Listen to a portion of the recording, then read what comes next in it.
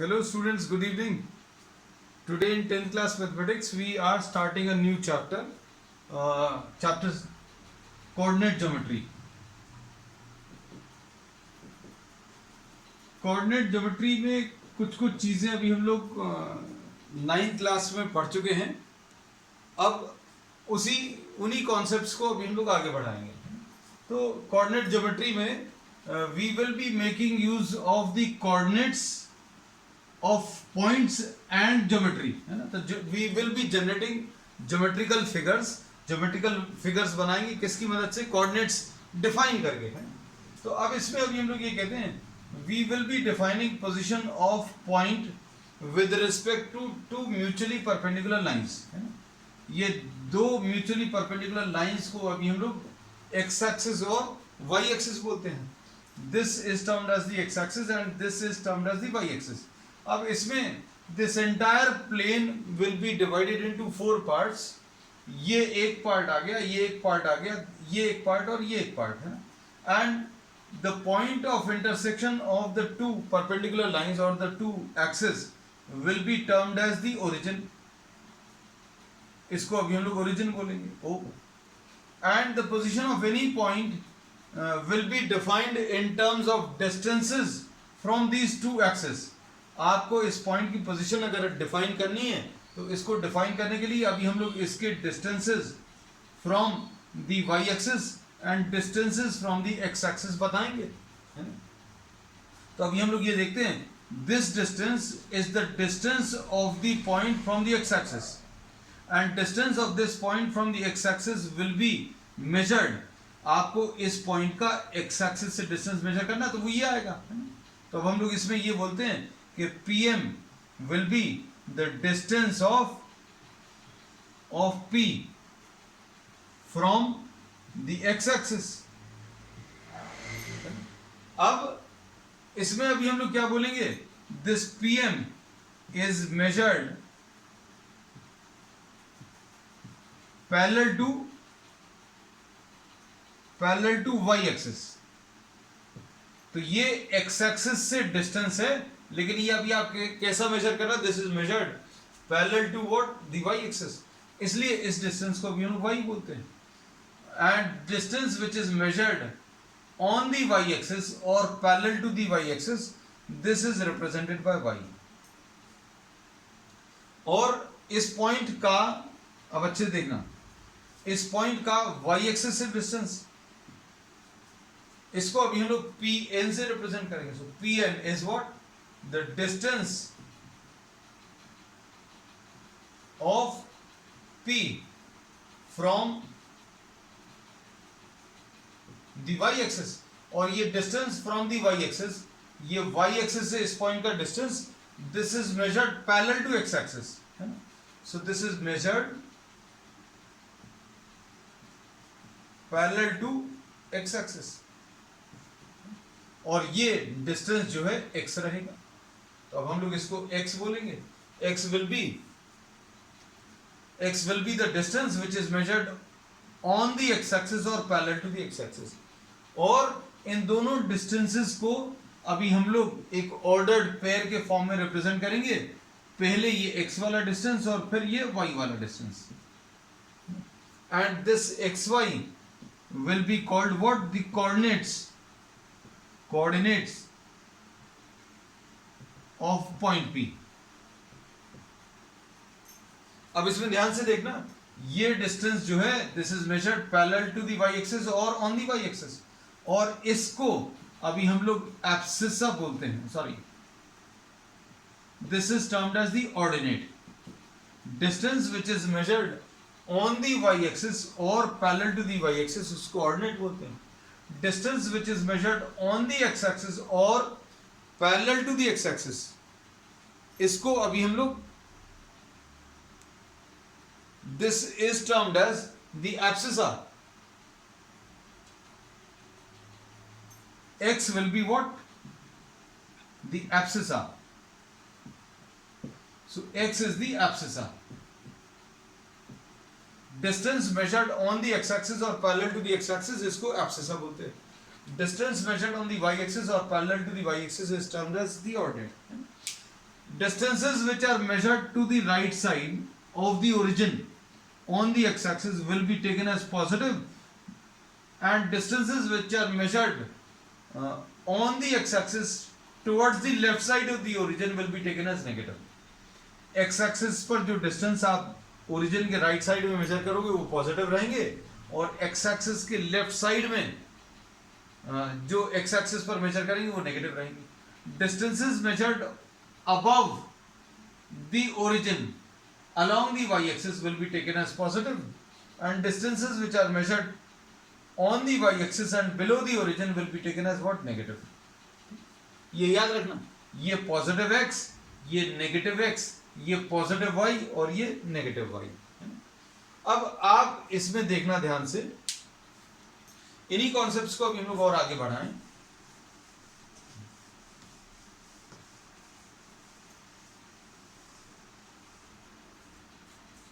Coordinates लिखते समय, जैसे एग्जांपल के लिए अगर आपको ये कोई पॉइंट है x, y, तो इसमें ये वाला जो डिस्टेंस है, ये वाला डिस्टेंस x रहेगा और ये वाला y रहेगा. और जैसे जैसे आप x एक्सिस के और पास में आते जाएंगे, as this point P comes nearer, मान लीजिए ये पॉइंट यहां कहीं पर होता, तो क्या चीज चेंज होती? x तो नहीं चेंज होता, लेकिन y की वैल्यू कम हो जाती. If this comes more near to the y-axis, sorry, if this comes more near to the x-axis, then the value of y will become still smaller. पहले y इतना था, आप x-axis के नजदीक ले गए तो y कम हो गया, और नजदीक ले गए तो और y कम हो गया, और पास में ले जाएंगे तो y और कम हो जाएगा.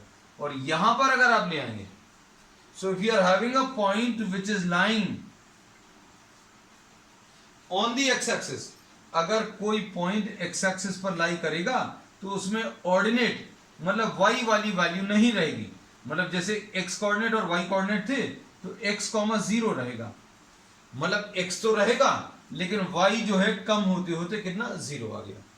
तो किसी पॉइंट को अगर आपको कोऑर्डिनेट्स अज्यूम करने on the x axis, then this can be assumed as x, 0. मतलब इस पॉइंट के कोऑर्डिनेट्स कितने आएंगे? अगर आप यहां पर ले लो तो ये 2, 0, ये 3, 0, ये 5, 0, ऐसे कुछ रहेंगे. And if you are selecting a point on the y axis,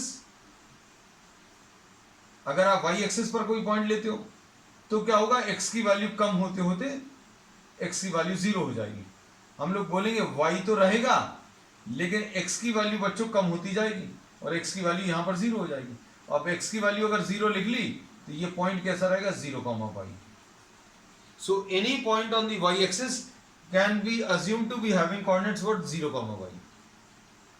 तो x एक्सिस पर अगर कोई पॉइंट अज्यूम करना है तो उसके कोऑर्डिनेट्स x, 0 आएंगे. y एक्सिस के ऊपर कोई पॉइंट अगर अज्यूम करना है तो उसके कोऑर्डिनेट्स 0, y आएगा. अब देखो, अब और आगे चलते हैं.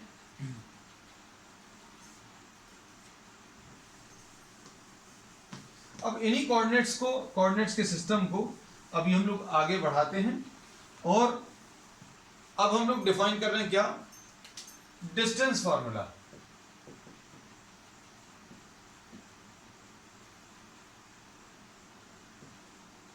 सपोज ये y एक्सिस, ये x एक्सिस है, and you are given 2 points. ये 2 पॉइंट्स हैं, इनके कोऑर्डिनेट्स अभी हम लोगों को मालूम है, x1, y1, और इसके कोऑर्डिनेट्स बच्चों x2, y2. अब क्या बोल सकते हैं? देखो ध्यान से, अगर आपको इसके कोऑर्डिनेट्स मालूम है, ध्यान से देखना, अगर इसके कोऑर्डिनेट्स x1, y1 है तो ये अभी हमें मालूम है कि ये x1 आ जाएगा और ये वाला डिस्टेंस बच्चों y1 आ जाएगा.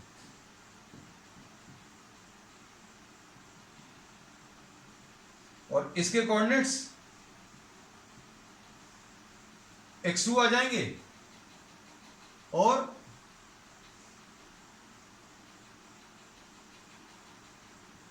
अगर इसके कोऑर्डिनेट्स x2, y2 हैं तो ये वाला डिस्टेंस x2 आ जाएगा, ये वाला डिस्टेंस बच्चों y2. अच्छे समझना. अब देखो, इसमें इन दोनों पॉइंट्स के बीच में आपको डिस्टेंस निकालना है. आपको जो निकालना है वो PQ निकालना है. तो PQ कैसे निकालेंगे देखना ध्यान से।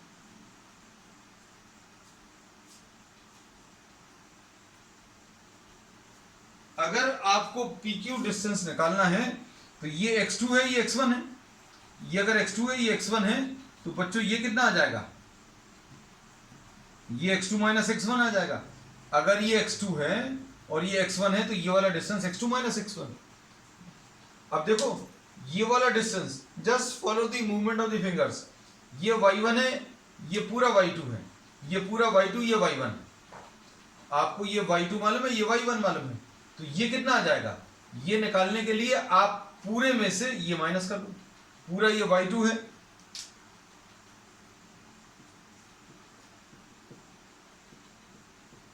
तो ये y2 माइनस y1 आ गया। अब देखो हमने क्या किया, यहां से एक परपेंडिकुलर लाइन ड्रॉ कर दी इसके ऊपर, इसको m बोल दिया। ये y2 माइनस y1 है, तो ये भी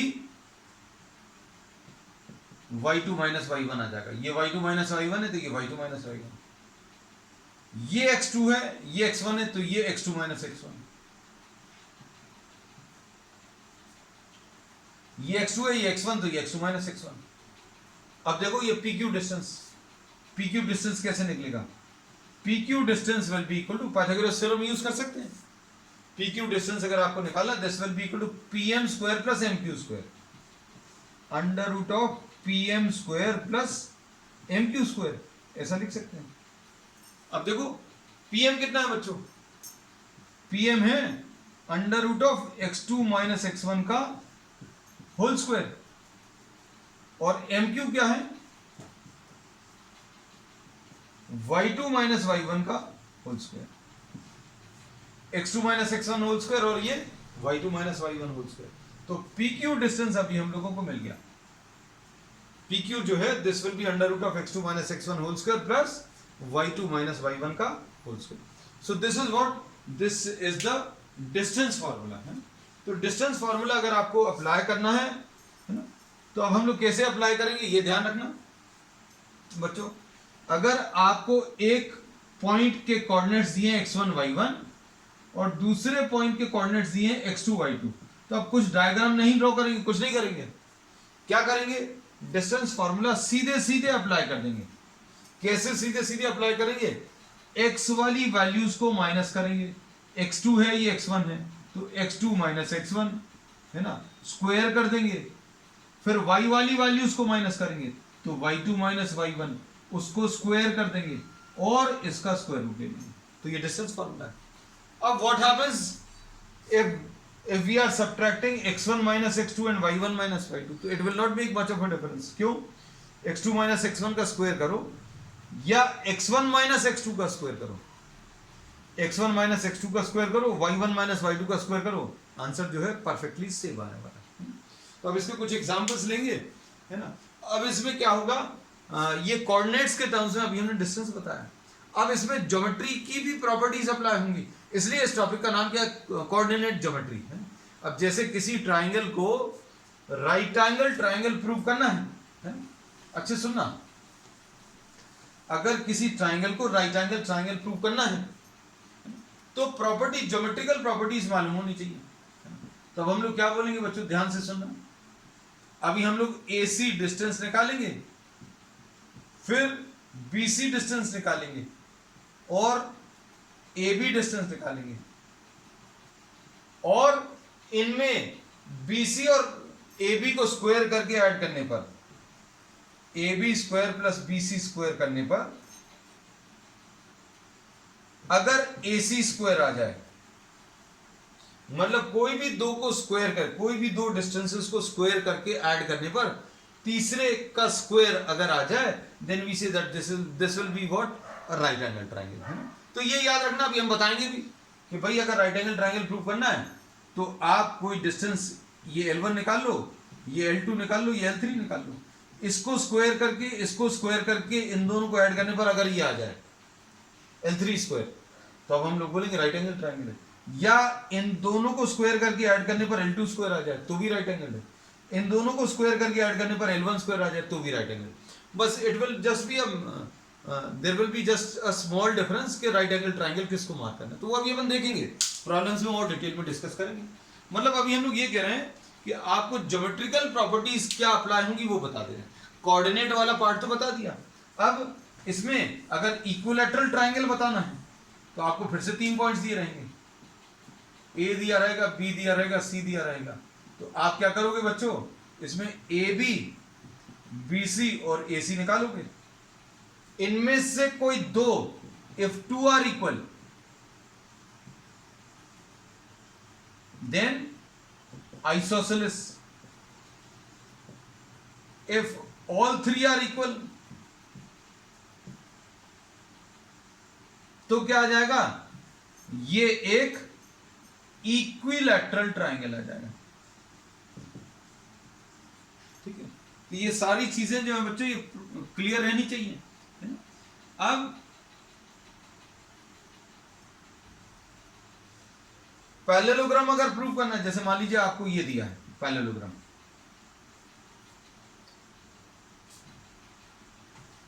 अब हम कुछ चीजें लिख ही दे रहे हैं ना, आपको आसानी हो जाएगी।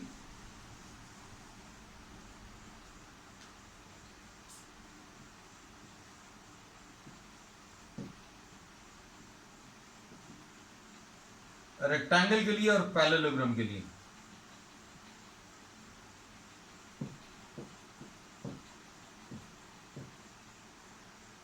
ए B distance will be equal to C D, A B is equal to C D, इसमें भी A B is equal to C D आएगा, है ना।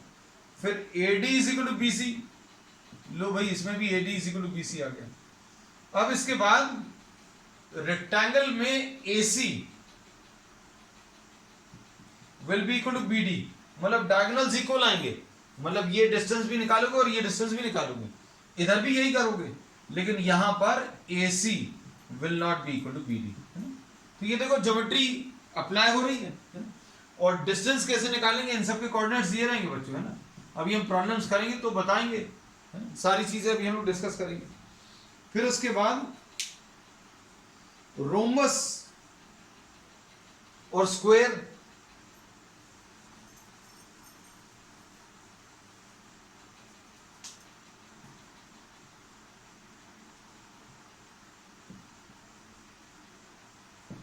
रोम्बस और स्क्वायर में डिफरेंस क्या आएगा। अब इसमें डायग्राम बच्चों, डायग्राम तो इसका ऐसा रहेगा,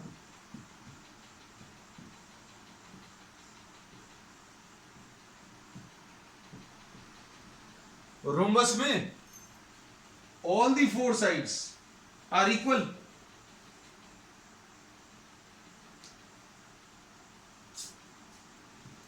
ए B is equal to B C is equal to C D is equal to D A, but B D will not be equal to A C, diagonals equal नहीं होंगे।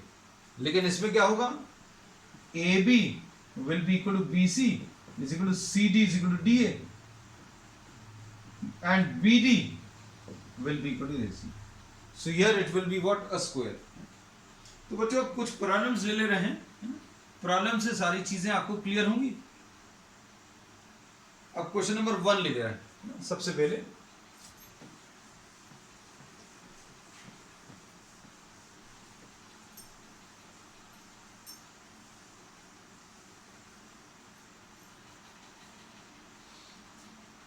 find the distance between the following pair of points।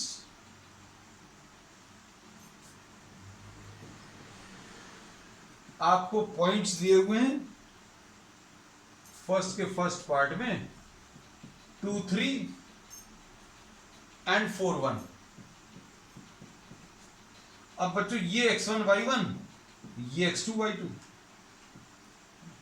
तो d क्या आ जाएगा, x2 minus x1, x2 minus x1। Formula एक ही बार लिख दे रहे हैं क्योंकि बार बार यूज होगा बच्चों, x2 माइनस x1, x वाली वैल्यूज को माइनस करो, स्क्वायर करो, y2 माइनस y1, मतलब y की वैल्यूज को माइनस करो, स्क्वायर करो, 4 माइनस 2 का होल स्क्वायर प्लस 1 माइनस 3 का whole square, x2 minus x1 का होल स्क्वायर और 1 माइनस 3 का होल स्क्वायर।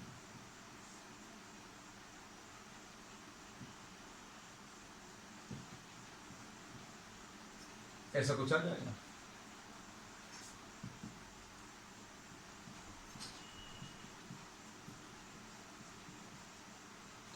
ये डिस्टेंस कितना आ जाएगा 2√2। तो फर्स्ट वाले क्वेश्चन में आंसर इसका 2√2 आ जाएगा। अब what happens if you mark this is x1 y1। अब पहला क्वेश्चन है बच्चों, तो अभी हम लोग दोनों तरीके से करके दिखा दे रहे हैं कि भाई डिफरेंस कुछ नहीं आएगा। डिस्टेंस क्या आएगा, x2 माइनस x1, 2 माइनस 4 का whole square, x2 minus x1, 3 minus 1 का होल स्क्वायर। देखो डिफरेंस आ गया, ये 4 माइनस 2 था, ये 2 माइनस 4 हो गया, ये 1 माइनस 3 था, ये 3 माइनस 1। तो क्या आएगा डिफरेंस बच्चों, ये -2 का स्क्वायर यानी 4 आएगा, ये 2 का स्क्वायर ये भी 4 आएगा। So it will not make difference because square कर रहे हैं अभी आप, है ना। तो आप किसी को भी x1 y1, किसी को भी x2 y2 ले सकते हैं। अब सेकंड पार्ट देखो इसका। सेकंड पार्ट में आपको -5 7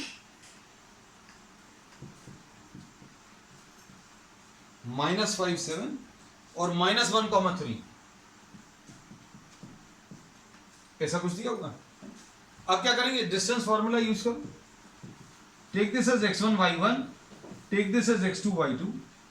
तो कितना आ जाएगा, -1 x2 माइनस x1, है ना। Just remember this formula, x2 minus x1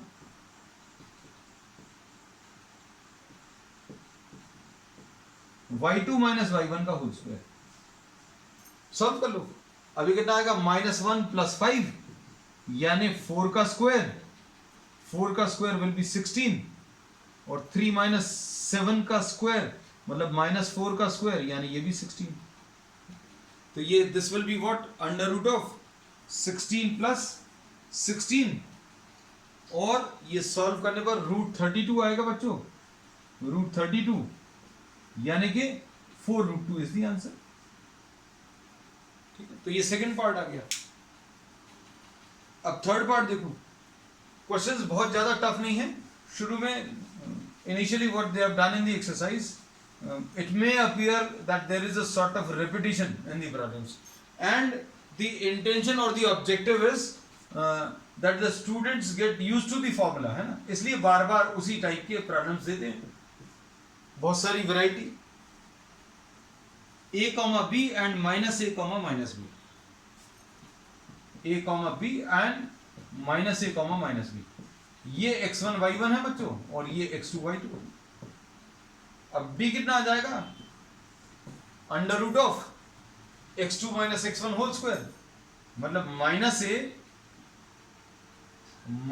का whole square, x2 minus x1 plus y2 minus y1, y2 minus y1।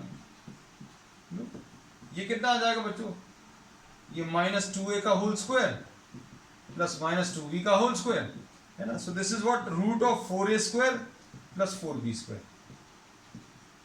और अगर 4 आप चाहो तो 4 इसमें से बाहर ले लेना, क्यों, क्योंकि 4 का स्क्वायर रूट 2 आएगा, 2 √a² plus b²। So this is the answer. अब क्वेश्चन नंबर 2 देखो। Find the distance between the points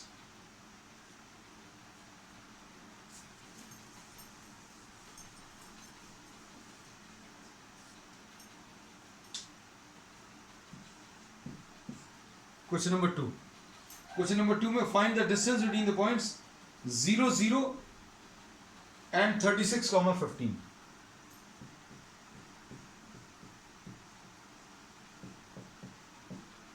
तो ये बच्चों x1 y1 और ये इस वाले को x2 y2 ले लो। अब डिस्टेंस फार्मूला √ कितना आ जाएगा, x2 माइनस x1 यानी 36 माइनस 0 का होल स्क्वायर प्लस 15 माइनस 0 का होल स्क्वायर। फॉर्मूला बिल्कुल वही है, बार बार उसी को यूज कर रहे हैं। अब 36 का स्क्वायर बच्चों अगर करें, 6 6 36,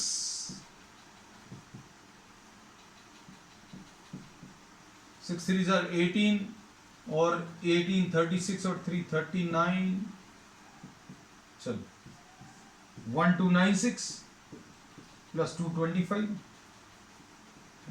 तो ये कितना आ जाएगा 1496 हो जाएगा, 1496 और 5, 1496 और 5 1501 1701, सॉरी 1496, अच्छा 200 तो पहले है, 1496 और 5 1501, 1501 और 20 1521, ऐसा कुछ आ जाएगा, स्क्वायर रूट ऑफ 1521, और square root of 1521 this may be I think 40 का स्क्वायर तो बच्चों 1600 होता है, तो 39 का स्क्वायर होने के चांसेस हैं, 9 9s are 81, 27 और 27 54, 54 and 8 62, 3 3s are 9, हाँ ठीक है बच्चों, ये 39 ही। So this was what question number 2.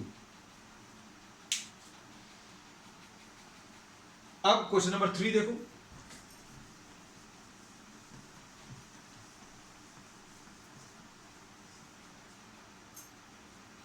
determine if the points are collinear 1 5 1 5 2 3 और -2 -11,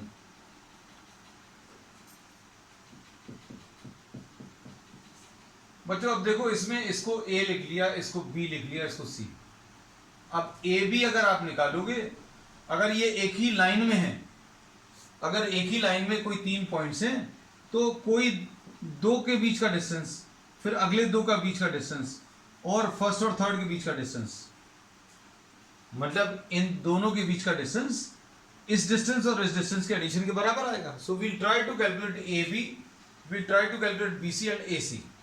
कोई 2 डिस्टेंसेस को ऐड करने पर अगर तीसरा आ जाए, then these are collinear, then these will be lying in the same straight line, है ना।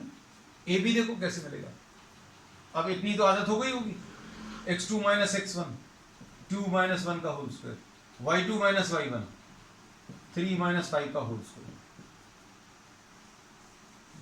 ये कितना आ जाएगा 1 प्लस ये 3 माइनस 5 का स्क्वायर यानी 4, यानी स्क्वायर रूट ऑफ 5। BC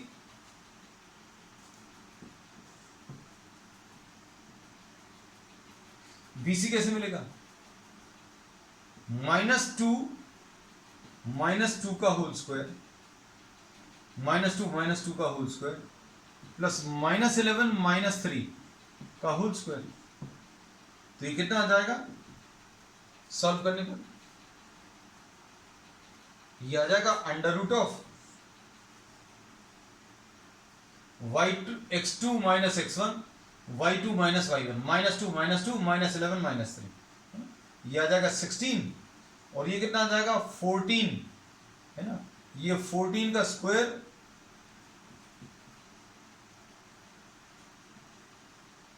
ऐसा कुछ आ जाएगा। तो BC बच्चों सॉल्व करने पर कितना, ये आ जाएगा 6 206, तो रूट 216 है, रूट 216, तो बच्चों कुछ होगा नहीं, 4 कॉमन आ जाएगा, 4 कॉमन आ जाएगा तो 5 4 5 20, है ना, 4 5 20 आएगा, 4 4 16, है ना, तो कुछ बहुत ज्यादा इसमें मिल नहीं रहा, 216 नहीं है बच्चों, 212 है ना, 4 कॉमन अगर लिया 4 5 ये 2 अंडर रूट ऑफ 53। अब AC और निकाल, अब इसी को देखकर अभी हमें समझ में आ रहा कि नहीं होगा ये solve. AC y2 minus y1 -2 -1 का होल स्क्वायर -11 -5 का होल स्क्वायर, तो ये कितना आ जाएगा सॉल्व करने पर, ये 9 आ जाएगा और ये 256 आ जाएगा, -11 -5 विल बी -16। तो अब इसको सॉल्व करने पर बच्चों 265 आएगा, और 265 जो है कुछ भी नहीं होता। अब इनमें कोई भी 2 डिस्टेंसेस को ऐड करने पर, अब हम लोग इसको कैसा लिखेंगे, कुछ नहीं लिख सकते, adding any 2 length, you should get the third length, but this is not happening. Therefore, these points are not collinear. आप एक एग्जाम्पल लिख सकते हैं AB plus BC is not equal to AC, या AC plus CB is not equal to AB, या फिर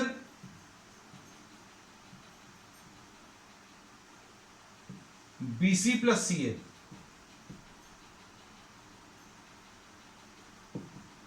ठीक है, is not equal to what B है ना। तो देख लेना इसमें कोई भी दो डिस्टेंसेस को A B plus B C not equal to A C, ठीक है, ये लिख लिया।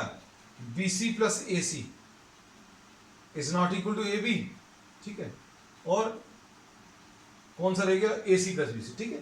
तो इसमें कोई भी दो डिस्टेंसेस को ऐड करने पर तीसरा डिस्टेंस नहीं आ रहा, therefore these are not collinear. अब इसमें क्वेश्चन नंबर 4 देखो।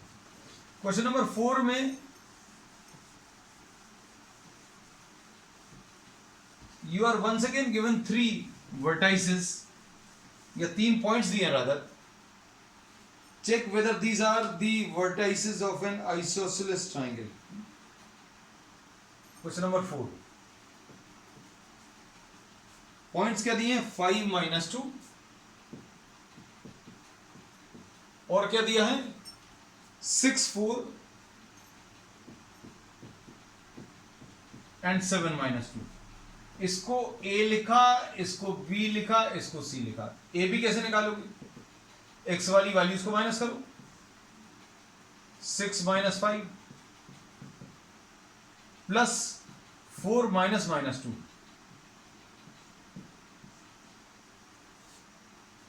BC 7 minus 6 whole square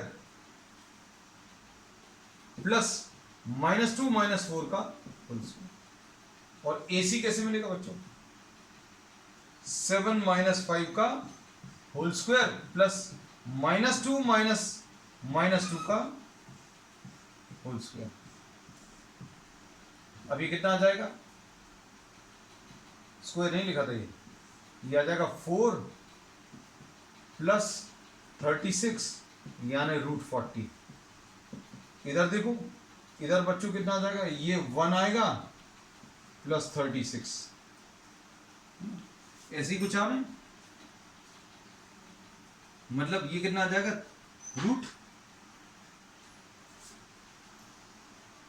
√37।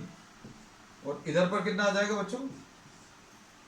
ये आ जाएगा 7 माइनस 5, 7 माइनस 5, ये बच्चों कुछ गड़बड़ दिख रहा है, हाँ ये 1 है ना, √37। आंसर तो यही आ गया, ये आइसोसेलेस है, क्योंकि ए बी ये 6 माइनस 5 1 आएगा बच्चों, 1 का स्क्वायर यानी 1 आएगा, यहाँ पर अभी हमने 2 का स्क्वायर कर दिया था, तो √37 ये भी √37, तो A B equal to B C यहीं पर सॉल्व हो गया। ये 7 माइनस 5 जो है 7 माइनस 5 और इसको स्क्वायर करोगे तो ये कितना आ जाएगा, यानी ये 2 आ जाएगा। So here we say that A B is equal to B C, therefore this is what triangle ABC is isosceles। isosceles triangle आपको इसमें शो करना था, है ना। तो बच्चों अब आज के लिए इतना ही। We will continue with the remaining problems on the next term. That's all for today.